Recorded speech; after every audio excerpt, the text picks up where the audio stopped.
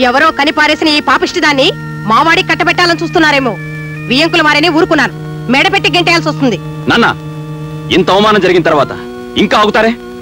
లక్ష్మి తండ్రి ఎవరో వీళ్ళందరికీ తెలిసేట్టు చెప్పండి. చెప్పే టైం వచ్చిందిరా. రే రాయ్, ఇలా రా. జానకమ్మకు చేసిన ద్రోహం నువ్వు చెప్తావా, నన్ను చెప్పమన్నావా? అయ్య బాబు, ఏమిట్రా నువ్వు అనేది? ఇంతకాలం నీకు ఒక్కరే కూతురు అనుకుంటున్నావు కదూ? కాదు, నీకు ఇద్దరు కూతురు. ఈ లక్ష్మి రాయపురాజు కూతురు.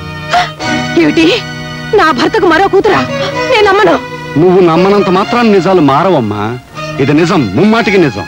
మీ గురించి ఈ ప్రపంచానికే తెలుసు. మీ పాపాన్ని నా భర్త గంటగట్టాలని చూస్తున్నారా? మీ అందరికీ తెలిసిన నా పాపాల పరంపరలో మరో పాపం చేరిన తప్పు లేదనుకుని ఇన్నేళ్లు ఈ అపకీర్తిని భరిస్తూ వచ్చానమ్మా.